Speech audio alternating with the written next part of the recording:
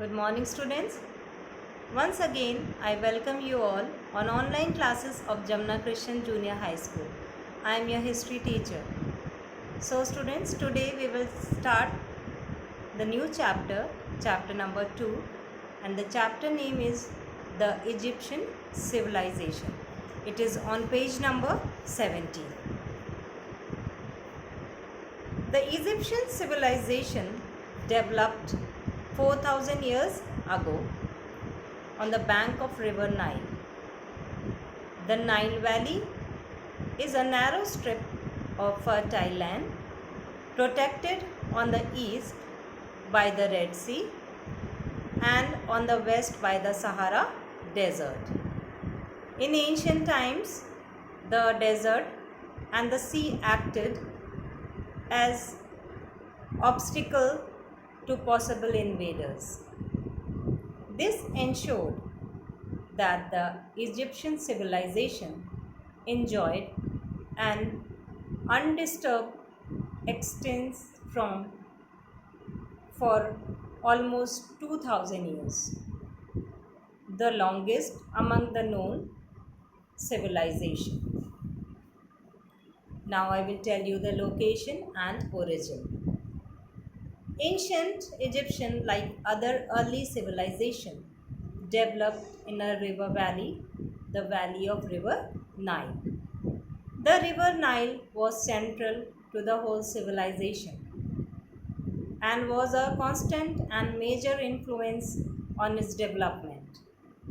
The ancient Greek historian, write down students, the ancient Greek historian. Who is ancient Greek historian?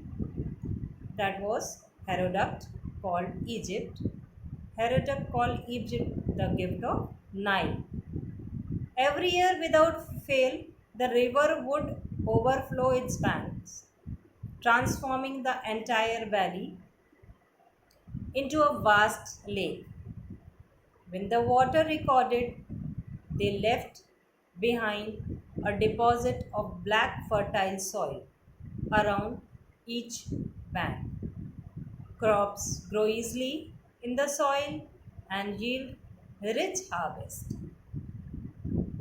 Their soil is fertile, students, and the crops grow easily there. The Nile provided water for irrigation. The Nile also provided water by irrigation. For irrigation, the Egyptian built an elaborate network of canals, dams, dikes, and reservoirs to carry on agriculture on a large scale. The Nile also served as a national highway and the main transportation channel. This enabled the Egyptian to develop trade relations with neighboring countries, making their country a land of plenty. The valley of the Nile was a narrow strip of fertile land stretching along the bank of the Nile. It was about 1,200 kilometers long. The rest of the country was a desert of sand and stone. These deserts served as natural barriers to foreign inventions. So the early Egyptian settlers enjoyed many years of peace and security, during which they learned to build huts, grow crops, domestic animals, and establish a society of their own. The ancient Egyptians strongly believed that there was life after death and devoted all their energies into preparing for eternity. They believed that death of person lived on in tomb, which was his internal home. The more beautiful it was, the more splendid would be the afterlife. This belief inspired the ancient Egyptian to build giant pyramids, magnificent temples, monuments, and tombs. This was the manner in which one of the earliest and among enduring civilization in history was born, which flourished for more than 2000 years. Archaeological invention, inscription, and official documents have helped historians to reconstruct the history of ancient Egypt. The history of each ancient Egypt is divided into three periods. The three periods are the Old Kingdom, approximately 3000 years BCE, the Middle Kingdom, 2000 to 1700 BCE, and the New Kingdom, 1600 to 1100 BCE. For about 100 years, 17 to 1600 BCE, Egypt was invaded and ruled by the Hyksos. From the earliest times, Egypt was divided into two parts, and that the parts are lower part and upper part. Around 3200 BC, these were united and ruled by pharaohs or rulers to become a brilliant civilization that lasted until the death of Cleopatra, the last pharaoh in 30 BC. Now I will tell you the gift of Nile Egypt. Egypt get very little rainfall in a year. Most of the country is a desert, a part of vast Sahara desert. Once a year, however, the mighty river Nile would flood its bank and cover the valley floor in thick layer of fertile alluvium. This rich soil was ideal for agriculture. Now the beginning, I told you about the beginning that according to the historian around the 4th century, the two kingdoms existed in ancient Egypt, upper and lower. Told you about this. King Menes and the first pharaohs is believed to have united these two regions around 3000 BC and laid the foundation. They laid the foundation. Now I will tell you about the Egyptian society and main characteristics of the Egyptian civilization, and that is the town planning. The use of urban planning in ancient Egypt is a matter of continuous debate. Some Egyptian cities were planned, while some, like Memphis and Thebes, grew organically. Cities were planned based on to a water source and the height of the location above the flooding of the Nile. Cities were divided into upper southern and lower northern regions. There were a few broad parallel streets running north to south, cut at right angles by narrow streets, dividing the city into blocks or grid. Over the years, even planned cities were reduced to an erratic jumble of houses. Through the centuries, changed the original grid pattern. Now, the next point is after town planning, buildings. There were two types of building in ancient Egypt, dwelling houses, and the second is public building. Dwelling houses. Now I will tell you what is dwelling houses. Houses were built around the crossing of two major roads. They were made of sunblock, baked bricks, Almost all the houses had flat roofs. The number of rooms in each room depended on whether the family was rich or poor.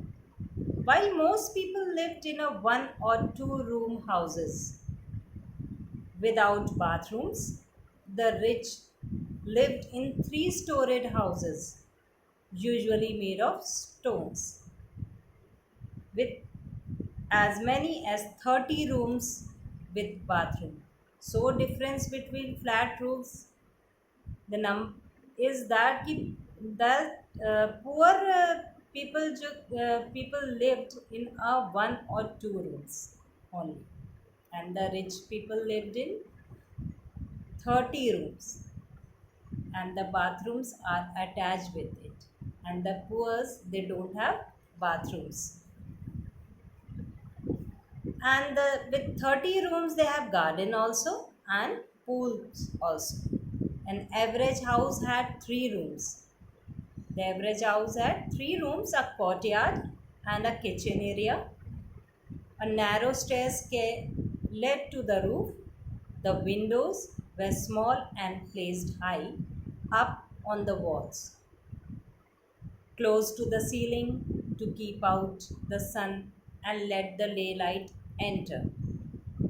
The royal, now I will talk about the royal palace. The royal palaces were enclosed by high walls and separated from the rest of the cities. The separate portion is the portion of royal palace. Some were surrounded by moats for added security, and they are having the security also. Now the next point is public building. Temple districts were better planned and surrounded by high walls. The layout was basically symmetrical. The temples were massive structures with huge gateways. Now, the next point is architecture and engineering. Architects and engineers built remarkable monuments such as pyramids and temples.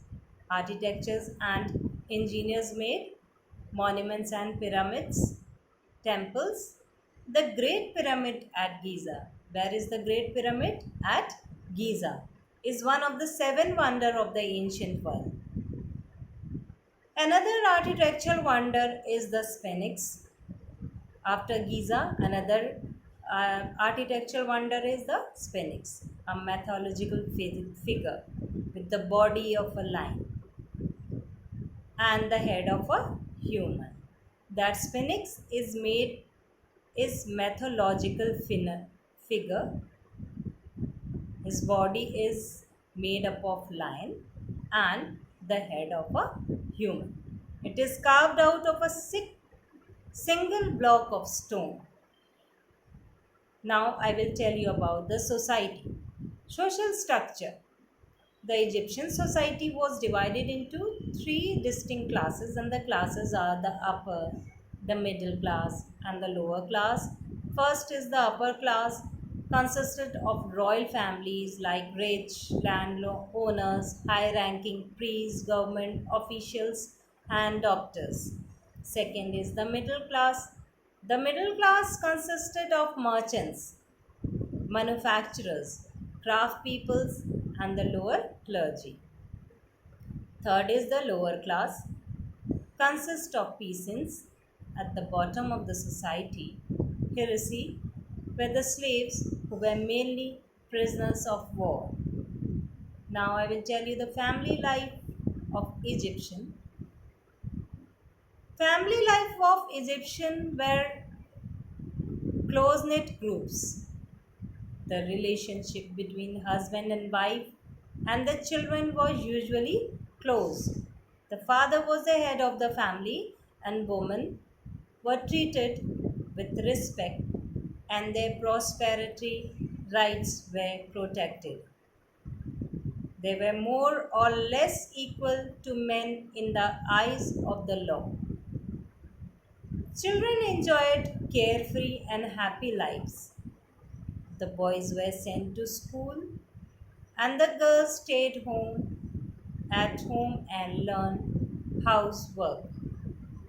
Wealthy families lived lives of luxury and pleasure. Family outing and recreation included hunting, fishing, swimming, and sailing on the Nile. Next point, I will tell you about the food. Bread made from wheat and beer, made from barley, formed the staple diet of the people. They also ate, and that time they also ate vegetables, fruits, meats, and dairy products. Now, on that time, what type of dresses they wear? I will tell you about that. The early Egyptian dress simply. Their dresses were made up of white linen. The men wore a lined cloth and the women wore long, tight fitting dresses with shoulder straps. Later, their dresses became more complex. Both men and women wore elaborate jewelry, cosmetic, and wigs. Men paid as much attention to their hairstyle and complexion as women did. So, most of the things men copied, like they pay more attention on their hairstyles, and women paid attention for their complexion. Both of them wore jewelry, and I will tell you next. I will tell you occupation, agriculture. The chief occupation of the Egyptian was agriculture. The fertile soil, the abundant supply of water from the Nile as a vast irrigation network enabled them to grow crops throughout the year. Their chief crops were wheat, barley, and millet. Chief crops are wheat, barley, and millet. Vegetables and fruits such as dates, apples, peaches, and figs were also grown there. Domestication of animals. Next point is domestication of animals. Animals such as cows, sheep, goats, donkeys, camels, and birds such as doves and geese were domesticated. Art and craft. The craft people worked very hard to satisfy the demands and expensive tastes of the aristocratic and priestly classes. They were skilled craft people such as potters, goldsmiths, carpenters, weavers, sculptors, and painters. The sculptors carved stone statue of kings and gods, while the artists decorated the tomb walls with painting. These paintings tell us a great idea about the lifestyle of the early Egyptian. The Egyptian built a number of magnificent temples and pillared halls. The walls and pillars were decorated with beautiful painting of human animals and birds. Now, on that time, medicines, Egyptian doctors and surgeons were renowned for their skills. The advanced and elaborate techniques used in mummification or embalming an Egyptian corpse showed that the Egyptian had a deep knowledge of the human body and its system. Egyptian had a deep knowledge of body and human body and its system. Doctors, mainly priests, specialized in the treatment of eyes, teeth, etc. On that time, trade. Trade was carried on both by land and sea routes. For internal trade, goods were transported by boats and barges along the Nile and by the road on camels and donkeys. For foreign trade, The Egyptian built the world's first seafaring ships. They exported linen, wheat, glassware, jewelry, and furniture. They imported gold, ivory, copper, and cedar wood. The king controlled foreign trade, the barter system was used, and the medium of exchange was usually grain, silver, and copper. Now, on in Egyptian time writing, the Egyptian developed a form of writing called hieroglyphic script. It means the scared writing. They use pictorial symbols of various objects and creatures to denote letters. Each picture stood for a separate word. About 2000 pictures signs have been found on ancient pyramids and temples. Later, they developed a simplified alphabet which had 24 consonants and no vowels. Religion. Next topic is religion. The Egyptian worshipped many gods and goddesses connected with nature. Ra, the son of God, and Osiris, the god of the dead, were among the most important gods. The pharaohs were also worshipped as gods. Each god has his her own temple and priest. Every city, town, and village had its own favorite god. Certain animals and birds, such as jackal, the crocodile, the bull, and the hawks, were also worshipped. So, in Egyptian civilization, they worship animals also, and they worship nature. The Egyptian believed in life and death. They believed in life and death, so they preserved the body of the dead. A dead body was enabled with spices. On dead body, they used spices and they preserved the body and wrapped in fine linen. There is a cloth called fine linen. They wrap the body in that. Such a preserved body is known as a mummy, and that preserved body is known as the mummy. Food, wine, clothes, furniture, jewelry, and weapons were put into the tomb. When they put dead body in the tomb, they put all these things with the dead body. They preserved the body with spices and wrapped it in linen cloth, and they put some fruits and jewelries around the dead body, and this is called the mummy. The pyramid were the tombs of the pharaohs. Now I will tell you some achievements of the Egyptian civilization, and that is the Egyptian had made important contribution in various fields. First, at first the Egyptian wrote on stone. They wrote on stone, walls and clay tablets. Later they used paper which they made from papyrus or water reed. Second is the Egyptian wrote from right to left. They write from right to left using a reed sharpened at the end. They used ink made of soot, gum, and water. Third point is the Egyptian introduced the world's first scholar's calendar. They found that the average time between two annual floods was 365 days.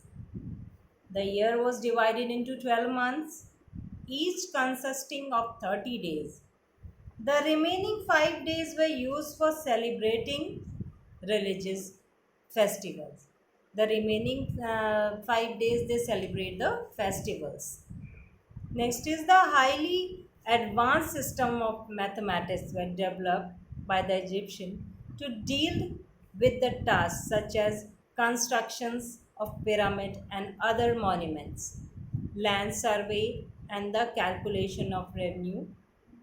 Next is the need to calculate the time of annual floods led to the development of astronomy.